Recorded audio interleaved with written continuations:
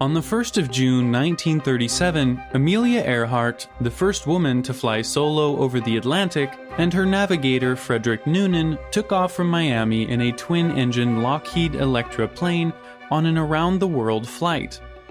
While this was not the first circumnavigation flight of the globe, it was a new feat because it was the longest, estimated at 29,000 miles. Earhart embarked on this journey because she wanted to see the feasibility of circling around the globe by commercial air travel and determine how human beings react under strain and fatigue. The duo made it to South America, Africa, India, Southeast Asia, and on the 29th of June landed in Lae, New Guinea. At this point, they had completed 22,000 of the estimated 29,000 miles. The last 7,000 miles to be covered were over the Pacific Ocean, a difficult region to navigate. Earhart and Noonan decided to restock their arsenal in preparation for achieving this feat. They headed on a 2,500-mile journey to Howland Island, an island on the Pacific Ocean that housed a U.S. weather observation station, a landing strip, and staff with fuel and supplies, all to help Earhart with the last lap of her flight around the globe. Ahead of her arrival at Howland Island, ships were deployed to the Pacific Ocean to help her navigate this area. Among these ships was the U.S. Coast Guard cutter, the Itasca, which was meant to help Earhart locate Howland via radio transmission. Unfortunately, this method of communication failed, but the Itasca later received a radio transmission from Earhart, reporting that she could not hear voice transmissions from the ship, and Lockheed's direction finder was faulty. She added that they were running low on fuel and were already in the vicinity, yet could not find the Itasca. The Itasca began communicating with Earhart on Morse code, but could still not get her exact location after searching the area she had described for hours. Earhart soon reported that they were flying along northwest to southwest on 157 to 337 degrees. This was the last ever heard from Earhart before she, Noonan, and the Lockheed vanished into thin air. The U.S. Navy, alongside the Coast Guard, searched the whole area by ship and planes for 2 weeks, yet found no traces of the pilots and the aircraft. After they called off the search, her husband, George Putnam, hired private mariners to continue the investigation, but Earhart was never found. Almost 2 years later, she was officially declared dead on the 5th of January 1939. It's been 85 years since the female aviation pioneer disappeared. Still, no one has definite answers about what happened that day. Or perhaps some people do. Theorists will always have interesting answers to these mysteries, whether proven or not. Today, we will look into the disappearance of Amelia Earhart, her life, fame, disappearance, and conspiracy theories explaining her disappearance. Earhart was born in 1897 in Atchison, Kansas. During World War I, she moved to Toronto to work as a nurse's aide in the war. This was the kind of work women were allowed to take up at the time. You can imagine everyone's shock when she announced to her family that she would pursue a career in aviation. She took up an interest in flying after attending an air show in Toronto. At age 24, she started learning the workings of aircraft and quickly rose to fame. In June 1928, she became the first woman to fly across the Atlantic Ocean. Even though she flew with 2 other men, only to keep the plane's logs, she was celebrated because people assumed women couldn't do something so daring. On the 20th of May 1932, she hit another milestone in her aviation career as she single-handedly embarked on a non-stop transatlantic flight from Newfoundland, making her the first female to do so. She achieved many other feats in aviation and became an activist for women. In 1937, Earhart was about to retire from aviation but had one last trick to play. She wanted to fly around the globe. This was meant to be the grand closing of her career. On March 17, 1937, she began this flight with her navigator, Frederick Noonan, and a former Pan American pilot.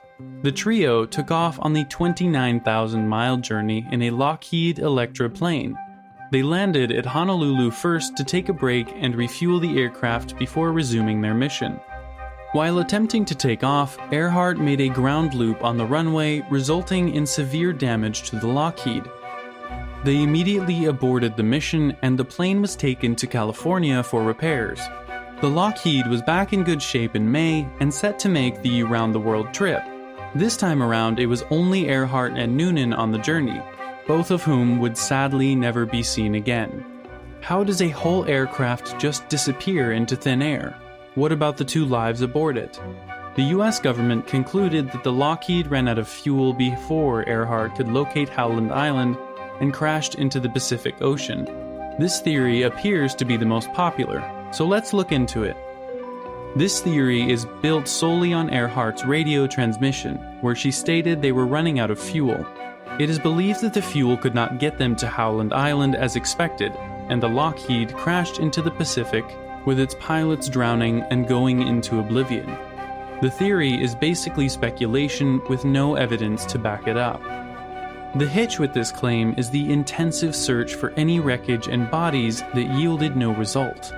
The Coast Guard and US Navy had initially searched a wide area of the location where they disappeared yet found no traces of them. In 2002, a Hanover company specializing in deep ocean searches dispatched teams and resources to the area where they assumed to have vanished. Between March and April of 2002, the team searched about 630 square miles of the bottom of the ocean with a deep-sea sonar system, but found no signs of a crash. Later in 2006, the company instituted another search mission and came up with nothing.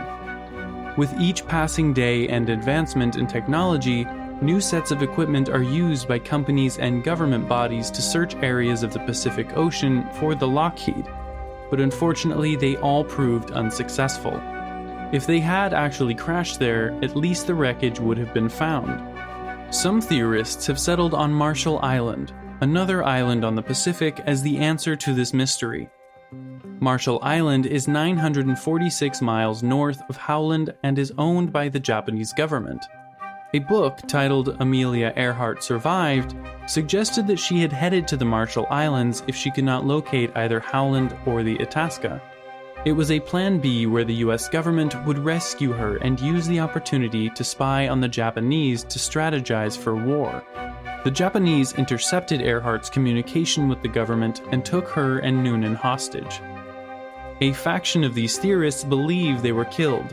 The documentary on the History Channel, Amelia Earhart, The Lost Evidence, claimed the pilots were held in a dock at the Marshall Islands and then imprisoned in Saipan Island to await execution because the Japanese believed they were spies. They allegedly died on Saipan Island. Another faction of the theory claimed Earhart and Noonan were secretly returned to the US under new names. Joseph Garvase's book, Amelia Earhart Lives, claimed that she returned to New Jersey, where she took up the name Irene Bolam and worked as a banker. This bunch of claims has been met with disapproval from researchers and aircraft experts. Ellen Long, a longtime researcher of the disappearance, argued that Earhart would have had to fly the plane a longer distance than the remaining fuel could cover just to reach the Marshall Islands. The last radio transmission from Earhart was from close to Howland, meaning that she had to have flown at least 4.5 hours to reach Marshall Island. Fred Patterson, a pilot and owner of an Electra, supported Long's argument, saying, "I have done some long-range flying in that airplane myself, and I know exactly what it burns per hour." Finally, we will look at the Gardner Island, now called Nikumaroro, theory.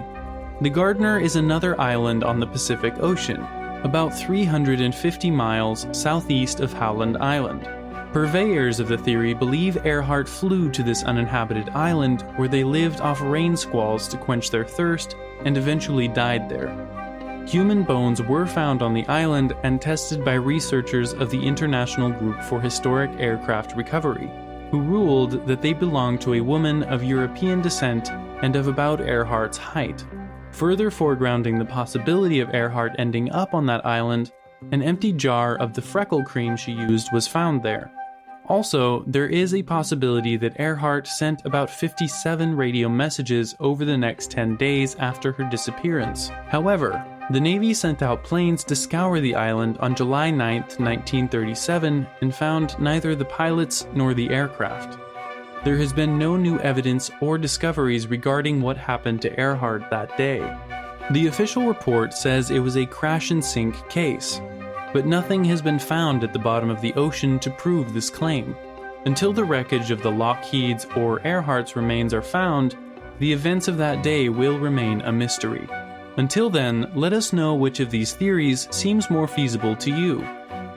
Thank you for watching, and we hope you enjoyed the video. Please don't forget to hit the like button and subscribe to the channel. Likewise, turn on notifications so you never miss a video.